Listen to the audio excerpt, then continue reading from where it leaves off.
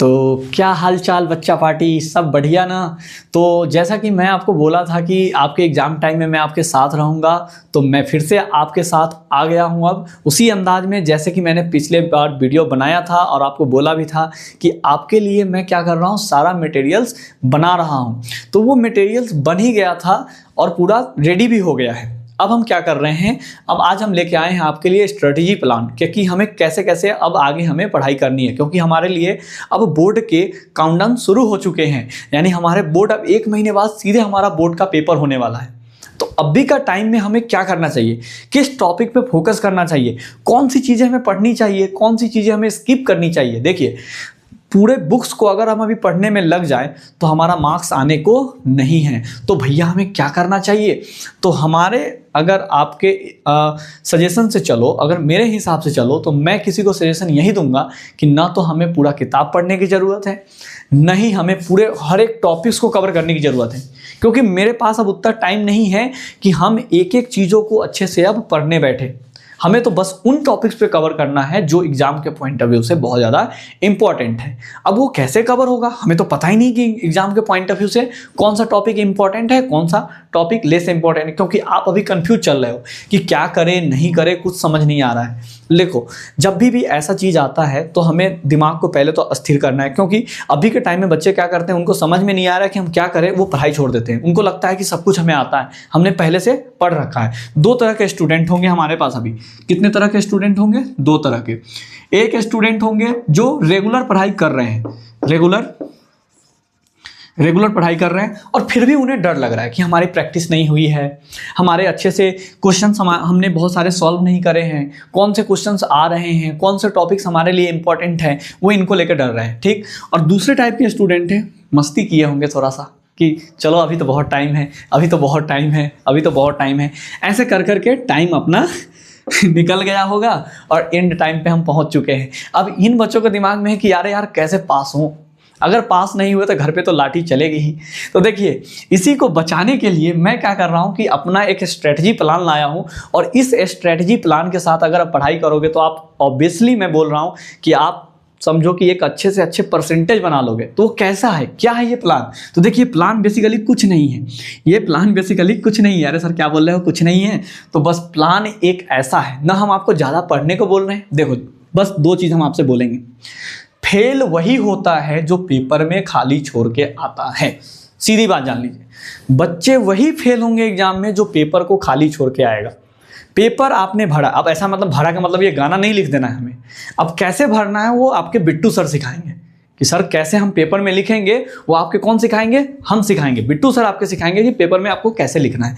देखिए भाई साहब, मैथ के लिए मैं बोल रहा हूँ, मैं जा रहा हूँ अब बोर्ड बाई बोर्ड। देखो, अभी सभी बोर्ड के पेपर होने वाले हैं। इधर सीबीएसई के भी डेट आ चुके हैं, एमपी बोर्ड के भी आ चुके हैं, बिहार बोर्ड के भी आ चुके हैं, सबके डेट आ चुके हैं, और अप्रॉक्सीमेटली सबका पेपर क्या है, फरवरी में ही स्टार्ट हो रहा है।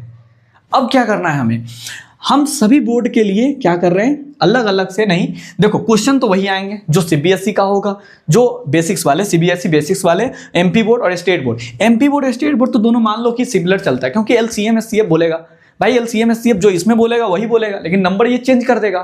तो हम आपको ये कंफ्यूजन में भी नहीं डालना है कि हम बिहार बोर्ड के लिए एमपी बोर्ड और सीबीएसई तीनों के एक साथ मिक्स करेंगे।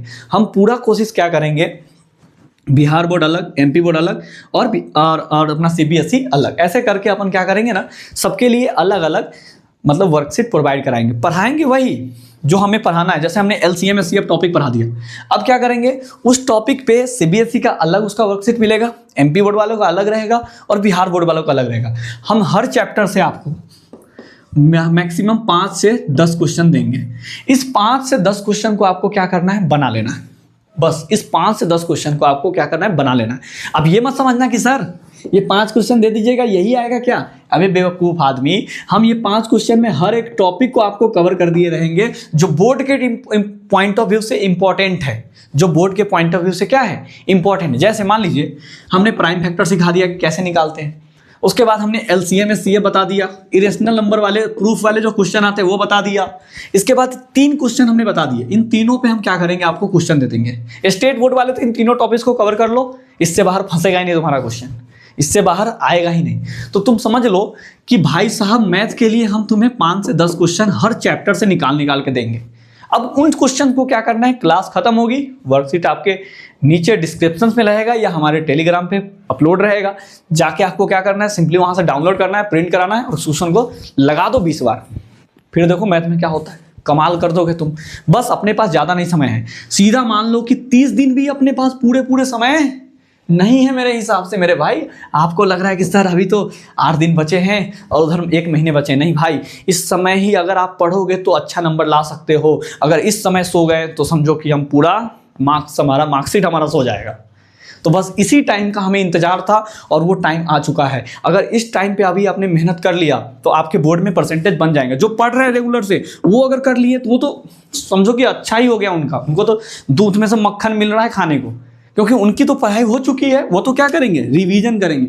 लेकिन जो बच्चे नहीं पढ़े हैं उनके साथ क्या होगा भाई, तो बस यही मेरा हाथ पकड़ो और चलो, और तुम लोग भी मेरा हाथ पकड़ो ताकि तुम्हारी प्रैक्टिस हो जाए और तुम दोनों मिलकर क्या करोगे, बम फोड़ोगे एग्जाम में। तो कैसे, मैथ का समझ में आया? तो हम चैप्टर बाय चैप्टर आपके इंपॉर्टेंट लाने वाले हैं क्वेश्चन।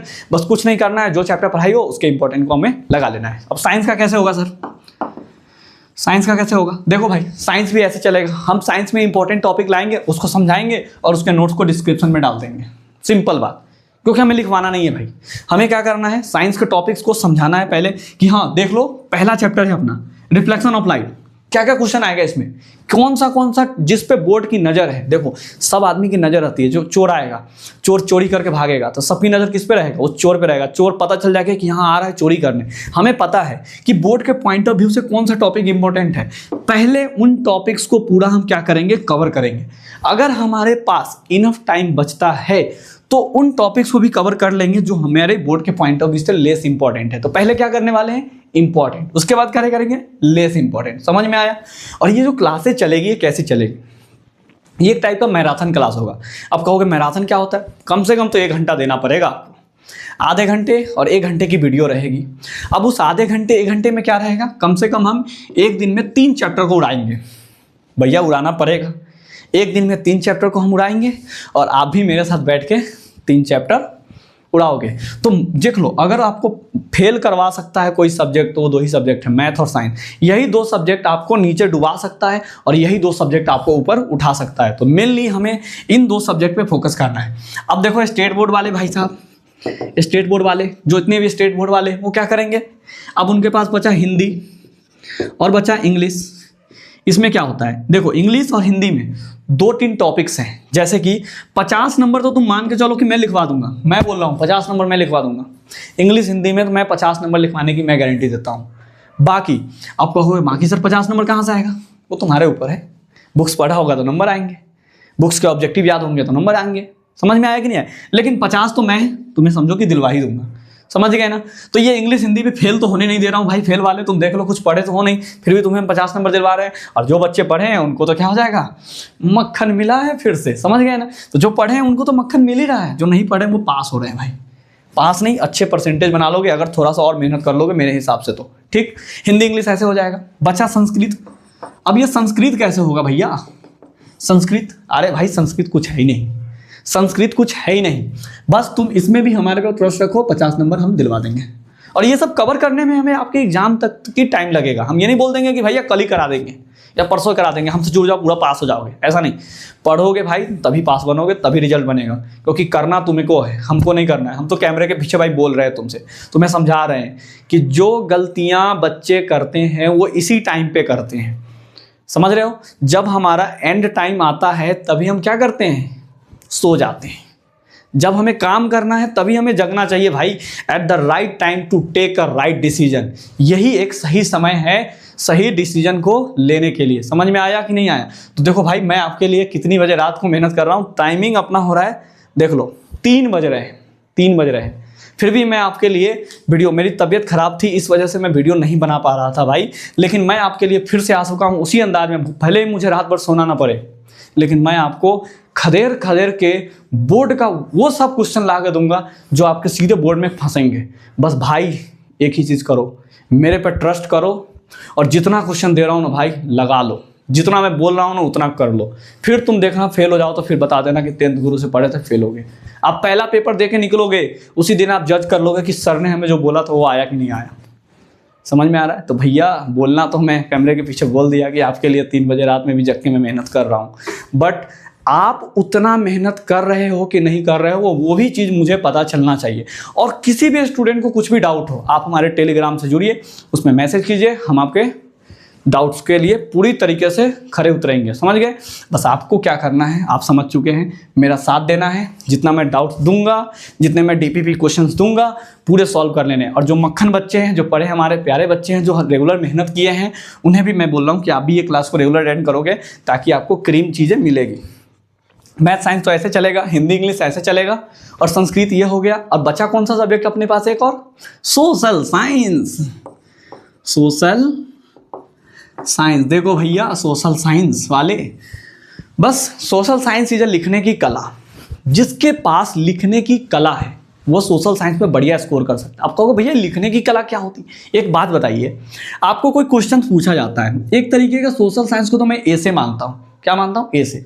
तो वो सारी चीज़ें मैं आपको सिखाऊंगा कि कैसे क्या करना है, नहीं करना है। बस आपको क्या करना है, पहले मैथ और साइंस को बिल्ड करना है।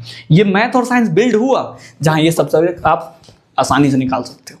तो आपको बात समझ में आया? मेहनत किस में करनी है ज़्यादा? हमें मैथ साइंस पे। ये रुला देता है मैथ ने अच्छे का डिग्री खराब कर दिया है। समझ रहे हो ना? तो मैथ और साइंस को बस हम लेके चलेंगे बढ़िया से पहले, उसके बाद हिंदी, इंग्लिश, संस्कृत और सोशल, इन सब पे आएंगे हम धीरे धीरे करके। हमारा पूरा कोशिश रहेगा कि आपके एग्जाम तक पूरे सिलेबस को बढ़िया से ख़त्म कर देना। कैसे? इंपॉर्टेंट क्वेश्चन के साथ। तो बस आप लोग का काम क्या करना है, घर पे बढ़िया से बैठना है और सर ने जितना पढ़ाया है उसको घर से पूरा करके लाना है। और मिलते हैं अपने एक उसी अंदाज में, उसी फ्लो में, जैसा कि हमने आपसे बोला था, अपने पहले मैराथन के साथ। मैथ का 3 चैप्टर लेके आ रहा हूं मैं कल ही। मेरे कल के वीडियो में आपको मैथ का 3 चैप्टर का दिखेगा इंपॉर्टेंट क्वेश्चंस, और उसके डीपीपी आपके डिस्क्रिप्शंस में और हमारे टेलीग्राम ग्रुप से। तो तब तक के लिए आप इंतजार कीजिए। मैं भी बहुत ज़्यादा एक्साइटेड हूँ और आप भी काफ़ी ज़्यादा एक्साइटेड होंगे। तो मिलते हैं अपने नेक्स्ट वीडियो में एक बहुत बड़े मैराथन के साथ। तब तक के लिए अपने और अपने परिवार का आप ख्याल रखिए। Bye bye.